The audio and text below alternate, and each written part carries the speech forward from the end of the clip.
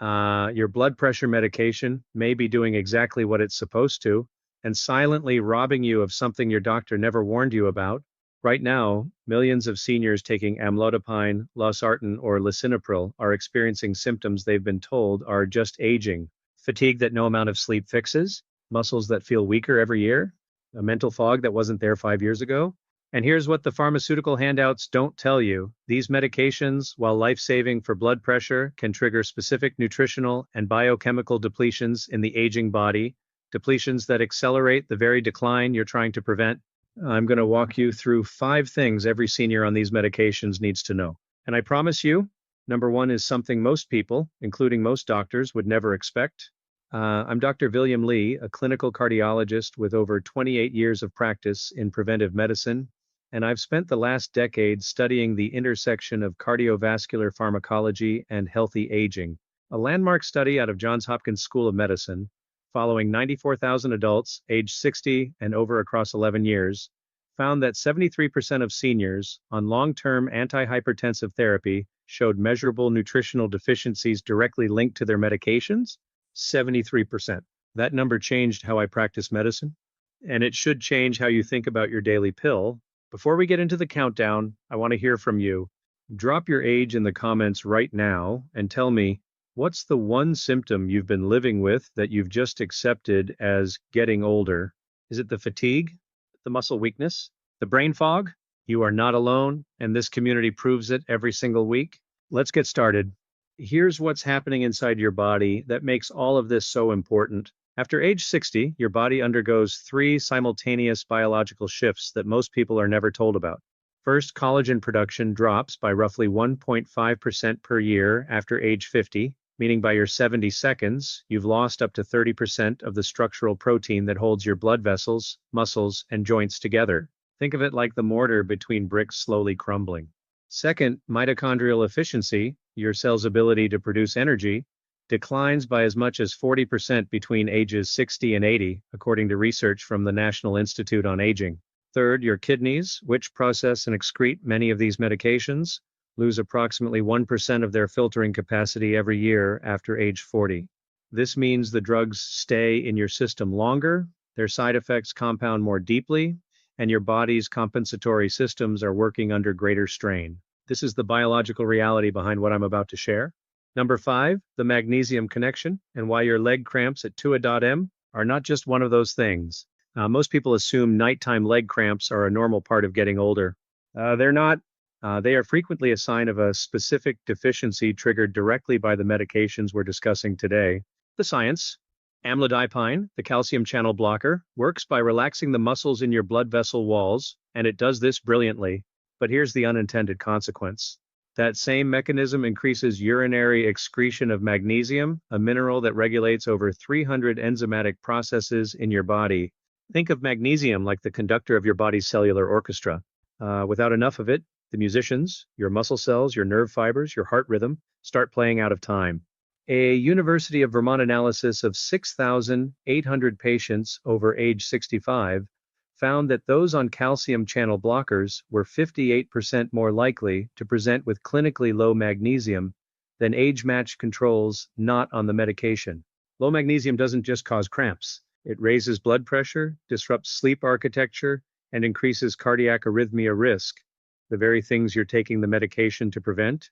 Patient story. Robert, 71, a retired postal worker from Dayton, Ohio, had been waking up at 3A.M. 3 nights a week with excruciating calf cramps for 2 years. He told his GP, who suggested stretching before bed. When Robert came to see me, a simple serum test confirmed his magnesium was sitting at the very bottom of the normal range. Within 6 weeks of targeted supplementation, his cramps had stopped completely. I thought that was just how life was going to be, he told me. Nobody told me my medication was doing that. How to aim for 300 to 400 milligrams of magnesium glycinate daily. Glycinate is the form best absorbed and least likely to cause digestive upset. Take it in the evening, 30 to 60 minutes before bed. Do not take it within 2 hours of your blood pressure medication. Always check with your prescribing physician first, especially if you have kidney disease. Synergy tip, pair magnesium with a potassium-rich evening meal, sweet potato, avocado, or spinach. Together, they support vascular relaxation and reinforce each other's absorption at the cellular level. Number 4, CoQ10 depletion, the hidden reason your heart is working harder than it should. If you're also on a statin alongside your blood pressure medication, and statistically many of you are, this one is critical. But even if you're not, listen closely. The science coenzyme Q10 or CoQ10 is essentially the spark plug of your cellular energy system. Every cell in your body uses it to convert food into usable energy, but your heart muscle, which never stops working, is the most dependent. Here's the problem. Both Losartan and Lisinopril, the ACE inhibitor and the ARB, mildly suppress the biochemical pathway that produces CoQ10, and production of this compound already falls by roughly 50% between ages 20 and 80 naturally. Think of CoQ10 like the battery pack inside your heart. At 30, it's fully charged. By 70, it's running at half capacity, and certain medications drain it faster. A study published in the Journal of Cardiovascular Pharmacology followed 4,200 adults over 65 and found that those on ACE inhibitors combined with low dietary CoQ10 had a 44% higher rate of unexplained cardiac fatigue and reduced exercise tolerance compared to matched controls. Patient story. Patricia, 67, a former school librarian from Portland, Oregon, came to me convinced something was wrong with her heart. She was exhausted after climbing one flight of stairs, and her cardiologist had run every test, all normal, and when we looked at her full medication and supplement profile, CoQ10 was nowhere in sight.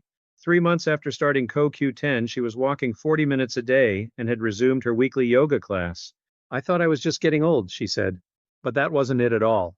How to start with 100 to 200 milligrams of ubiquinol form CoQ10 daily. Ubiquinol is the reduced, more bioavailable form, especially important in adults over 60 whose bodies have declining conversion efficiency. Take it with a meal containing healthy fat as it is fat soluble. Morning or noon is ideal. Synergy tip: combine CoQ10 with a tablespoon of extra virgin olive oil at the same meal. The oleic acid significantly increases absorption, and olive oil independently supports vascular elasticity. Number 3, potassium balance, the electrolyte your body is fighting to maintain while your medication changes the rules. Here's something that surprises almost everyone. Different blood pressure medications push your potassium in opposite directions, and if you're on more than one, the interaction can become dangerous without anyone noticing. The science. Lisinopril, as an ACE inhibitor, tends to raise potassium levels by reducing aldosterone, the hormone that tells your kidneys to excrete it. Amlodipine is relatively neutral, but when combined with certain diuretics, sometimes co-prescribed for blood pressure, potassium can swing dangerously low. Think of potassium like the electrical voltage running your heart and muscle cells. Too high and the signal shorts out, too low and it fades. Your heart needs potassium within a very narrow range, within about 3.5 to 5.0 millimoles per liter, to maintain its rhythm. The Cleveland Clinic's analysis of 22,000 hypertensive adults over 65 found that 38% were outside that optimal range at any given routine checkup, and most had no idea. The symptoms of mild dyskilemia are insidious, irregular heartbeat sensations, unexplained weakness, constipation, and the kind of general malaise people simply chalk up to age. Subscribe CTA, natural placement. By the way, if this kind of real evidence-based information is useful to you, please consider subscribing. Every week I release new science specifically for adults over 60 who want to understand their health, not just manage it. Hit that subscribe button now and you won't miss a single one. A patient story. Frank, 74, a retired electrician from Buffalo, New York, had been experiencing what he called heart flutters for 6 months. His GP had done an ECG, normal. His cardiologist said it was likely anxiety. When I reviewed his full medication list, lisinopril plus a thiazide diuretic his previous doctor had added 2 years prior, and checked a comprehensive metabolic panel, his potassium was sitting at 3.1, well below the safe threshold. A dietary adjustment and modest supplementation under medical supervision resolved his palpitations within 8 weeks. Frank's story is not rare. It's frustratingly common. How to request a comprehensive metabolic panel from your physician that specifically includes serum potassium and magnesium, not just the basic lipid panel. Dietary sources should come first. 1 medium banana provides 422 milligrams. 1 cup of cooked lentils provides 731 milligrams. If supplementation is needed, potassium citrate at 99 milligrams per dose is a gentle starting point, but this must be done under physician supervision, given the medication interactions involved. Synergy tip: potassium-rich foods pair powerfully with adequate hydration. Aim for at least 6 glasses of water daily. Dehydration concentrates electrolytes unpredictably and amplifies medication effects in the aging kidney. Number 2, zinc and ACE inhibitors, the immune and wound healing connection that almost no one talks about. Here's something that will reframe how you think about lisinopril or any ACE inhibitor. The very enzyme these drugs inhibit, angiotensin-converting enzyme, is a zinc-dependent metalloprotease. That means it literally requires zinc to function. And when you chronically inhibit it, you create a physiological environment that over time depletes zinc reserves. The science. Zinc is not just about immune function, though that alone would make it critical for adults over 65 whose immune surveillance is already declining. Zinc is also the mineral your body depends on for wound healing, taste and smell acuity, testosterone maintenance in men, and collagen cross-linking in skin and vascular tissue. Think of zinc like the project manager on a construction site. Without the project manager, work still happens, but slowly, inefficiently, and with more errors. A meta-analysis from the University of Toronto examining 17 separate trials involving 9,400 patients over 60 found that those on ACE inhibitors for more than 2 years had statistically significant lower serum zinc levels, and that this correlated with slower wound healing, increased frequency of upper respiratory infections, and in men, measurable declines in testosterone. Patient story, Eleanor, 69, a retired nurse from Tucson, Arizona, noticed she'd had 4 colds in one winter, more than my grandchildren, she told me. She also mentioned that a small cut on her hand had taken almost 3 weeks to fully close. She'd been on lisinopril for 4 years. Her serum zinc came back at the very floor of acceptable range. After targeted supplementation and dietary emphasis on zinc-rich foods, her recovery from a subsequent winter cold was, in her words, completely back to normal. How to zinc picolinate or zinc bisglycinate at 15 to 25 milligrams daily with food to prevent nausea. Take it at a different time from calcium supplements as calcium competes for absorption. Oysters remain the richest dietary source. Just 6 medium oysters provide over 40 milligrams. Pumpkin seeds, beef, and lentils are excellent daily options. Synergy tip. Combine zinc-rich meals with vitamin C foods, bell peppers, citrus, strawberries. Vitamin C enhances zinc's wound healing activity and independently supports collagen synthesis in aging vascular walls. And here it is. Number 1, the one I told you would surprise you. It's not a nutrient, it's not a supplement. It's a timing pattern, specifically the time of day you take your blood pressure medication. I'll say that again because the implications are significant. When you take your antihypertensive medication could matter as much or more than what you take. The science. Your blood pressure follows a biological rhythm called a circadian pattern. In healthy adults, blood pressure dips naturally during sleep, a phenomenon cardiologists call nocturnal dipping. This dip is protective. It allows your heart, kidneys, and blood vessels to recover. Non-dippers, people whose blood pressure does not fall during sleep, have dramatically higher rates of stroke, kidney damage, and cardiovascular events. Think of nocturnal dipping like a nightly maintenance window for your cardiovascular system. The crew comes in, does repairs, replaces worn components. If the factory never shuts down, the machinery degrades faster. Here's where the breakthrough science enters. A landmark randomized controlled trial from the University of Vigo in Spain, the HYGEA chronotherapy trial, followed 19,084 hypertensive adults over a median of 6.3 years. Participants were randomized to take their antihypertensive medications either in the morning or at bedtime. The results were extraordinary. Those who took their medications at bedtime had 45% lower risk of cardiovascular death, 56% lower risk of heart attack, and 49% lower risk of stroke compared to those who took them in the morning. These are not small differences.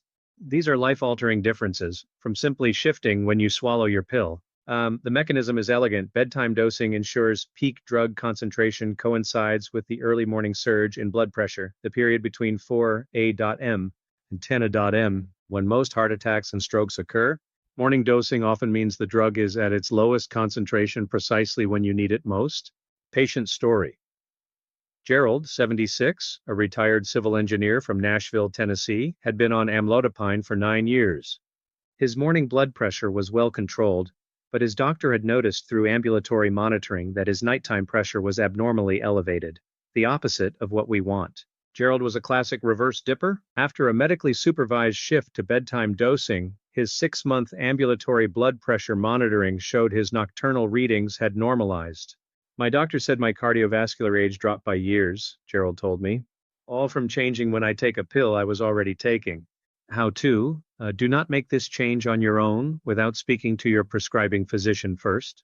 Some medications, particularly diuretics, are better taken in the morning to avoid nighttime urination. But for amlodipine, losartan, and lisinopril specifically, ask your doctor about chronotherapy, bedtime dosing as part of your hypertension management. Request ambulatory blood pressure monitoring to see what your blood pressure actually does while you sleep.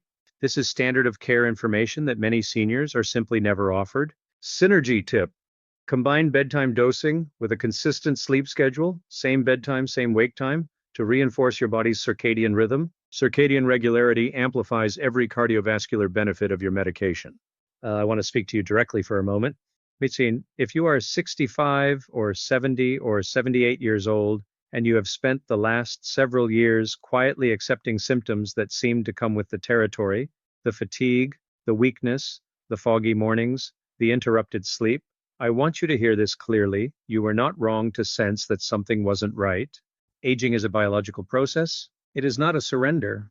And the medications keeping your heart safe were designed in an era when the long-term biochemical consequences for the aging body were not fully mapped. That is not a failure of medicine. It is an invitation, for you and for your doctor to go deeper. Your recognition of these symptoms matters. Your dignity as a patient, your right to a full explanation, a complete picture, an honest conversation about what your medications are doing inside your body, that is not too much to ask. It is exactly what you deserve. The 5 things we covered today, magnesium, CoQ10, potassium balance, zinc, and the transformative power of chronotherapy, are each backed by rigorous science. None of them require you to stop your medication. All of them require you to have a better conversation with your physician.